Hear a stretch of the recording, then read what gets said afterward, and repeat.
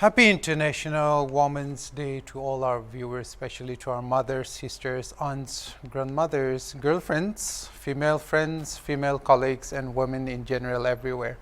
March 8 represents a special day for women across the world for two primary reasons. First, the day celebrates women, their strengths, and their achievements and contribution to the community and the world.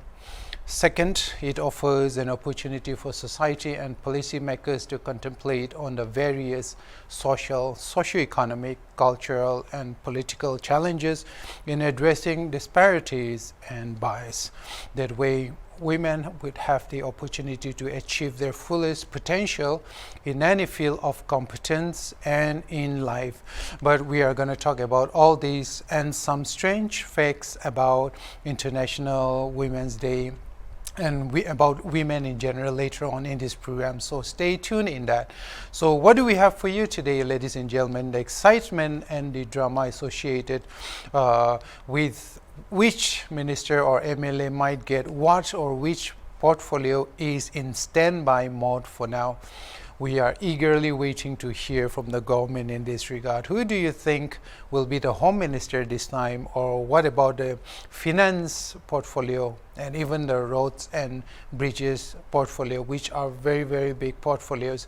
And these are some of the most sought after departments in the government of Nagaland. So let us know your picks about which MLA or minister might get this or that portfolio. So if you're watching this on social media, why not let us know in the comments. Of course, we are tuned also into the lobbying that is currently on in the ministerial circles of the government of Nagaland. But right now, those are only still speculations, but you bet it will be announced very soon.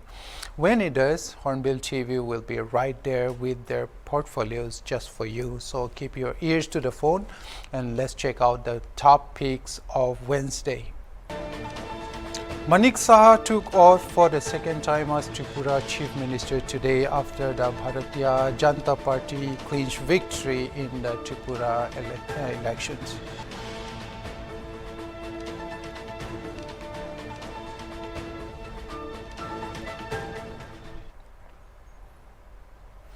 Broadly, before militant feminist ideologies diluted the fundamental objectives of Women's Day or International Women's Day, it was actually meant to celebrate women and their social, economic, cultural, and political achievements, and of course their contribution to the society in general.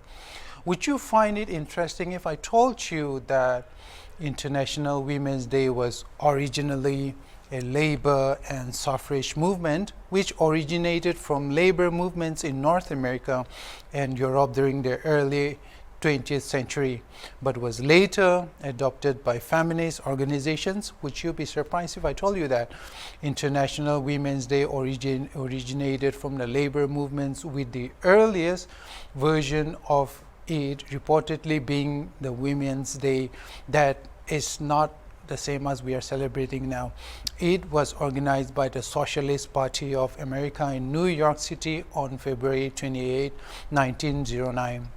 This reportedly inspired German delegates at the 1910 International Socialist Women's Conference to propose what today we know as a special Women's Day. So that was the program back then. The following year, there were the first demonstrations and programs across Europe in this regard. After women gained suffrage, or the right to vote in political elections, that is, in Soviet Russia in 1917, International Women's Day was made a national holiday on March 8. The event was actually associated with far-left movements and governments until its adoption by the feminist movement in the late 1960s. International Women's Day became a mainstream global holiday following its adoption by the United Nations in 1977. So now let's check out some of the more interesting facts about International Women's Day, and of course celebrating our women. Let's get into some of the lesser known facts about women and what makes them women. Most of you might not have come across these facts. So let's go through them. Fact number 1, economic growth is proportional to educated women. So that generally means the economic growth of the world has been found to be directly linked to the increasing percentage of educated women. Ladies and gentlemen, the more educated the women are, the more economic growth there will be. In about 37 countries, education of women and girls resulted in a generally higher economic growth for those countries which were making sure that their girls and their women were getting higher education.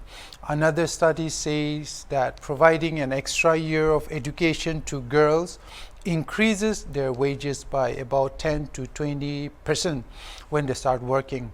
So this increase is about 5% more than the corresponding returns on providing a boy with an extra year of schooling. This individual monetary gain creates an increase in the overall economic productivity of a country. So fact number 2, ladies and gentlemen, International Women's Day is a holiday in 27 countries. Yes, like a proper no working but watch Netflix all the day kind of a holiday. Sadly, India is not one of the 27 countries that have adopted International Women's Day as a national holiday. We need to start protesting. Fact number 3, today Nagaland has its first female member of Legislative Assembly, Hekani Jakalu, and the first female minister in the history of Nagaland government, Salhautunyo Kruse. They not only vote but are also voted for. You have to thank New Zealand for this. New Zealand was the first country in the world to grant women the right to vote. It was in the year 1893 that the country's women were granted suffrage, that is, the right to vote in political elections. Interesting fact number 4, you will know why it takes our women an entire day to find one shirt. My elder sister takes at least 5 business days to find a pair of sandals when she is shopping, especially in Dimapur. So she takes a long time to find one t-shirt. You know, it's like we're waiting for her for weeks and weeks just for her to find one piece of clothing when she goes shopping. So that's the truth of it. It is because women have higher color aesthetics. I don't know if you know that or not. This means that women have a generally more complex design and aesthetics preferences is in their brains. So research has found that between men and women, women are able to recognize 25% more colors and shapes than men. Fact number 5, in the United States, a lot of men stay at home. Ladies and gentlemen, I don't know whether you know about this or not. In Nagaland, we don't see that many men staying at home. Generally, they're the ones out who are out and they're working and providing for their families. There are a lot of women too, but generally in societies like those in Asian countries, it is a little bit different. But in the United States, a lot of men stay at home. According to the Pew Research Center, an estimated 2.1 million American fathers were stay-at-home dads in 2021, which is an increase of 8% since 1989. Interesting fact number 6. If you have ever used a computer and wondered at the astonishing capabilities, you may need to thank Augusta Ada King, the Countess of Lovelace. Ada King was an English writer who was known for her work on a mechanical general purpose computer called the Analytical Engine. She published the first algorithm intended to be carried out by such a machine. She is often regarded as the first computer programmer. The next time your boyfriend or your husband complains that you talk too much, give him this fact, another fact that is associated with women. It's not your fault that women talk and a lot more than men do. Women talk a lot more than men do. Earlier, U.S. researchers have found that generally most women speak more words than men. Popular science books have claimed that women speak an average of about 20,000 words a day, while men speak just about 7,000 words a day on average, which is about 13,000 more words than men speak. We don't know about this, because we can't really go into the details of how many women speak how many words in a day. But there are actually research and studies that say that women generally speak around 20,000 words per day. But researchers from the University of Maryland have found that this is due to a protein in the brain called the FOXB2 protein. Scientists found higher levels of this FOXB2 protein in women than it is in men, generally, for which apparently it makes women more talkative and chattier. Fact number 8, only about 2% of women view themselves as beautiful. Are you surprised? Fact number 9, in 2020, male to female ratio for Russian Federation was 86.39 males per 100 males.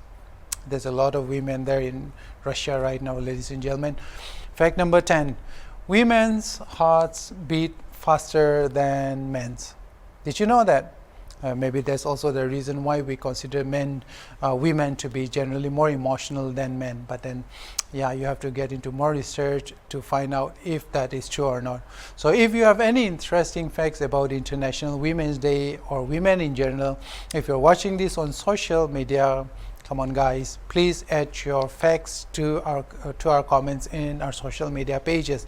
So let's check out the next news. Manik Saha took oath for the second time as Tripura Chief Minister today after the Bharatiya Janata Party clinched victory in the February 16 Tripura Assembly elections. 8 other ministers were sworn in during the program today. Prime Minister Narendra Modi, who was also in Nagaland and Meghalaya earlier for the state's swearing-in ceremony, was also among the many officials and leaders attending the Tripura event. Union Home Minister Amit Shah and PJP Chief J.B. Nadda also attended the oath-taking ceremony in Agartala. Accompanying them was Assam Chief Minister Himanta Biswa Sarma, Arunachal Pradesh Chief Minister Pema Khandu, Manipur Chief Minister N. Biren Singh, and Sikkim Chief Minister P.S. Tamang.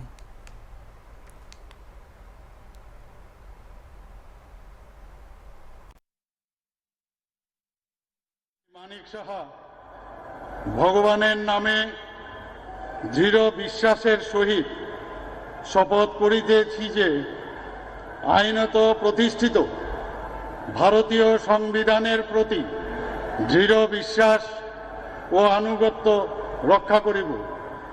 আমি শ্রী রতনলাল নাথ ভগবানের নামে দৃঢ় বিশ্বাসের সহিত শপথ করিতেছি যে আইনত প্রতিষ্ঠিত ভারতীয় সংবিধানের প্রতি দৃঢ় বিশ্বাস ও আনুগত্য রক্ষা করিব। আমি ভারতের সার্বভৌমত্ব ও অখণ্ডতা রক্ষা করিব। ভগবানের নামে দৃঢ় বিশ্বাসের সহিত শপথ করিতেছি যে আইনত প্রতিষ্ঠিত ভারতীয় সংবিধানের প্রতি দৃঢ় বিশ্বাস ও আনুগত্য রক্ষা করিব। আমি ভারতের সার্বভৌমত্ব ও অখণ্ডতা রক্ষা করিব। আমি ত্রিপুরা রাজ্যের মন্ত্রণালয় This is something for your general knowledge, ladies and gentlemen, and if one day this question figures in your NPSC examination papers, this is something you might want to know. It is one of those rare incidences in politics in India that the 3 states of Meghalaya, Nagaland, and Tripura in 2023 are not swearing in new chief ministers or new ruling parties. All the 3 states now have consecutive governments and have the same chief ministers as in the previous dispensation. Conrad Sangma for Meghalaya, Nefirio for Nagaland, and Dr. Manik Saha for Tripura. They all have retained their positions while their parties and alliances have retained their respective dispensation.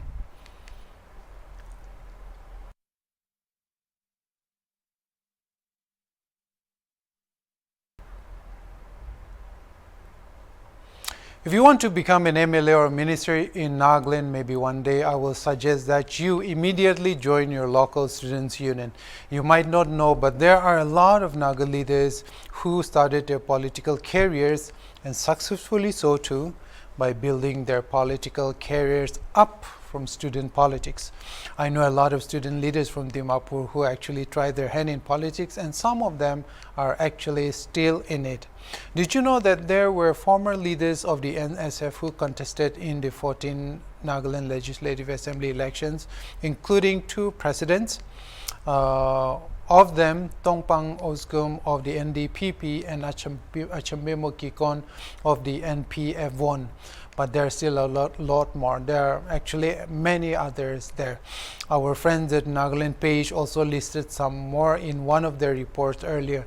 They listed NDPP candidate Y. Vicky Hosu, Tongpang Uzukam, Niba Kronu, President of the Janata Senchumo Lotha. And then there is Secretary General of the NPF, Achumpemo Kikon, of course, former Kohima Municipal Council Chairman Vipopal Kinto, and yes, from Gaspaniwan, Pushika Awami.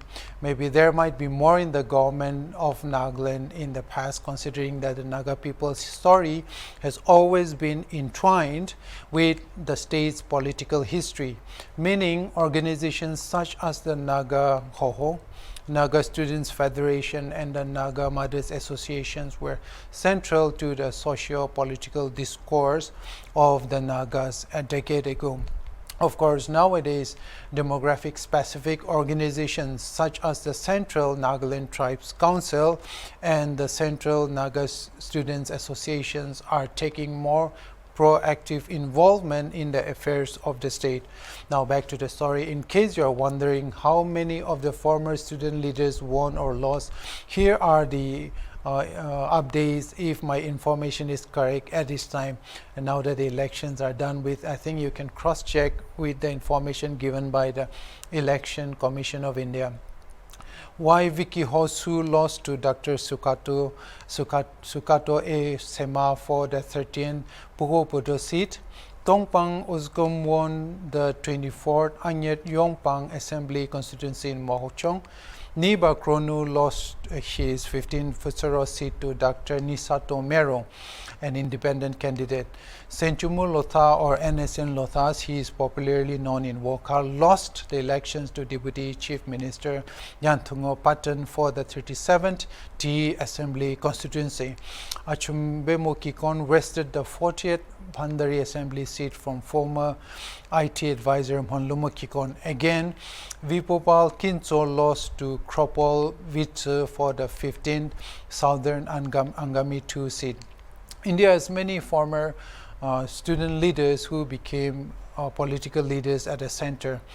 Former Finance Minister Arun Jaitley, yes. Former Bihar Chief Minister Lalu Yadav, who started as Patna University Students' Union General Secretary in 1970.